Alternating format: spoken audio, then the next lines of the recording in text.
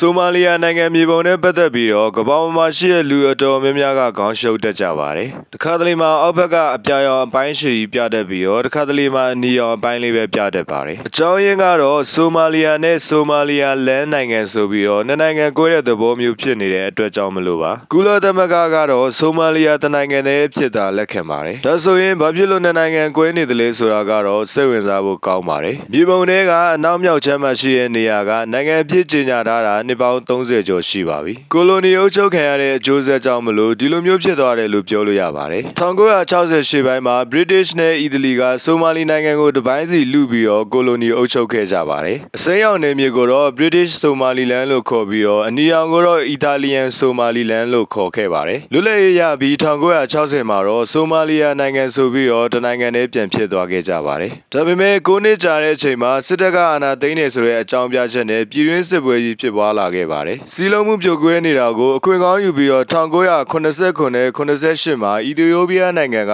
ဝင်တိုက်ပါတယ်။အဲဒီနောက်မှာတော့ဆိုမာလီယာနိုင်ငံကစစ်ရေးစီးပွားရေးနိုင်ငံရေးအလုံးစုံပြိုကွဲသွားပြီးတော့လက်နက်ကင်တောင်းကျမ်းသူတွေပိုများလာခဲ့ပါတယ်။ဒီလိုနဲ့1991ရောက်တဲ့အချိန်မှာတော့အစိမ်းအောင်ပြထားတဲ့နေရာကဆိုမာလီလန်နိုင်ငံဆိုပြီးတော့ကြေညာလာခဲ့ပါတယ်။သူတို့မှာကိုပိုင်အစိုးရငွေကြေးနဲ့ကိုပိုင်စစ်တပ်လည်းရှိပါတယ်။ပြဿနာကနိုင်ငံအဖြစ်ကြေညာထားတာ35နှစ်နီးပါးရှိပြီဆိုပေမဲ့လည်းကမ္ဘာမှာရှိတဲ့ဘယ်နိုင်ငံကမှသူ့ကိုနိုင်ငံအဖြစ်အတိအမှတ်မပြုကြတာပါ။ UN ကလည်းအတိအမှတ်မပြုတဲ့အတွက်ကြောင့်မလို့အခုထိတော့ကမ္ဘာမှာနိုင်ငံအဖြစ်တော့ဝင်တိုးလို့မရသေးပါဘူး။လက်တလုံးမှာပွဲလဲရိုက်သွားတဲ့အကြောင်းကအစ္စရေးဝန်ကြီးချုပ်နေတန်ယာဟုကဆိုမာလီလန်ကိုနိုင်ငံအဖြစ်အတိအမှတ်ပြုလိုက်တဲ့အတွက်ကြောင့်မလို့ပဲဖြစ်ပါတယ်။ဒါကနှစ်ပေါင်း30ကျော်အတွင်းမှာကမ္ဘာပေါ်မှာရှိတဲ့တရားဝင်နိုင်ငံတစ်နိုင်ငံကအတိအမှတ်ပြုလာတဲ့အတွက်ကြောင့်မလို့အကြီးအကျယ်အောင်ပွဲခံနေကြတာဖြစ်ပါတယ်။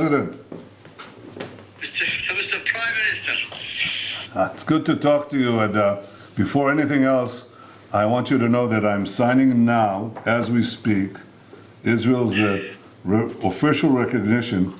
of Somaliland. ဒါကတော့ဆိုမာလီလန်နိုင်ငံသမ္မတကိုအစ္စရေးဝန်ကြီးချုပ်နေတန်ယာဟုကသူဟာတရားဝင်နိုင်ငံအဖြစ်အသိအမှတ်ပြုလက်မှတ်ထိုးလိုက်ပြီးဖြစ်ကြောင်းကိုပြောကြားတဲ့ဗီဒီယိုဖိုင်ပဲဖြစ်ပါတယ်။ဒီကိစ္စမှာဆွန်နီအစ္စလာမ်ဘာသာဝင်နိုင်ငံတစ်ခုကိုအစ္စရေးလိုနိုင်ငံကထောက်ခံတာကတော်တော်လေးကိုထူးခြားပါတယ်။ဒါနဲ့ပတ်သက်ပြီးတော့အစ္စလာမ်ဘာသာဝင်နိုင်ငံတွေကြားမှာလည်းဝေဖန်တဲ့တွေဆူညံလာခဲ့ပါတယ်။ဘယ်လိုပဲဖြစ်ပါစေဆိုမာလီလန်နိုင်ငံသားတွေကတော့အစ္စရေးကိုအထူးကျေးဇူးတင်နေပြီးတော့အောင်ပွဲတွေခံနေကြပါပြီ။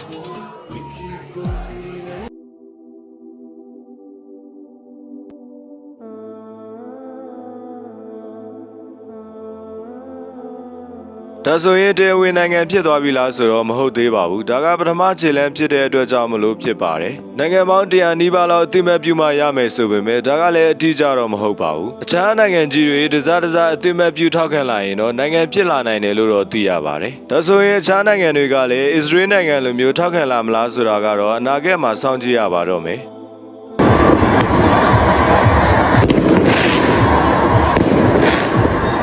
နောက်တဲ့သတင်းတစ်ခုကတော့အမေရိကန်နိုင်ငံကလည်းအတိအမှတ်ပြုဖို့စဉ်းစားနေတယ်လို့သိရပါတယ်။ဒါဆိုရင်တော့ဆိုမာလီလန်နိုင်ငံရဲ့ပထဝီအနေအထားကတော့စိတ်ဝင်စားဖို့ကောင်းသွားပါပြီ။ဒီနေ့မြန်မာလူဦးရေ6သန်းနေထိုင်ကြပါတယ်။ဒီနေရာကလည်းအရေးပါတဲ့အေဒင်ပင်လယ်ကွေ့မှာတည်ရှိတာပါ။ဒီနေရာကဥရောပနဲ့အာရှကုန်တင်သမောတွေလမ်းတို့ဖြတ်တန်းသွားလို့ရတဲ့အသက်သွေးကြောနေရာလေးဖြစ်ပါတယ်။အစ္စရေးနိုင်ငံကိုပို့မဲ့ရင်နံသမောတွေကိုဒီနေရာမှာရှိတဲ့ဟူသီသူပုန်တွေကပြစ်ခတ်တိုက်ခတ်လေးရှိပါတယ်။ဆိုမာလီလန်နဲ့မဟာမိတ်ပြုလိုက်ခြင်းအဖြစ်ဒီနေရာကနေအစ္စရေးကဟူသီသူပုန်တွေကိုထိန်းချုပ်ဖို့လွယ်ကူလာမှာဖြစ်ပါတယ်။ပင်လယ်ပြင်တစ်ဖက်ကမ်းမှာရှိတဲ့ယီမင်နိုင်ငံကိုလည်းအနီးကပ်စောင့်ကြည့်ထိန်းချုပ်လို့ရနိုင်မယ့်အခွင့်အရေးလေးဖြစ်ပါတယ်။ဒါကြောင့်မို့အစ္စလာမစ်နိုင်ငံအများစုကဝေဖန်နေကြတာလည်းဖြစ်ပါတယ်။ဆိုမာလီလန်နိုင်ငံအသစ်ကို African Union လို့ခေါ်တဲ့အာဖရိကသမဂ္ဂကလည်းမထောက်ခံပါဘူး။အကြောင်းရင်းကတော့အခြားနိုင်ငံတွေကလည်းပြိုကွဲခွဲထွက်ရေးတွေစ조사လာပြီးတော့အာဖရိကတိုက်လုံးစစ်မီးတောက်လောင်လာမှာကိုစိုးရိမ်လာတာကြောင့်မို့လည်းဖြစ်ပါတယ်။ဒါကတော့ကျွန်တော်လေ့လာမိသလောက်ဆိုမာလီယာနဲ့ဆိုမာလီလန်တို့ရဲ့ကွဲပြားပုံအကြောင်းပဲဖြစ်ပါတယ်။အဆုံးထိနားထောင်ခဲ့ကြတဲ့သူတွေအနေနဲ့ဒီအကြောင်းကိုဘယ်လိုအမြင်မျိုးတွေရှိကြပါသလဲ။ comment မှာဝင်ရောက်ဆွေးနွေးပေးသွားလို့ရပါတယ်ဗျ။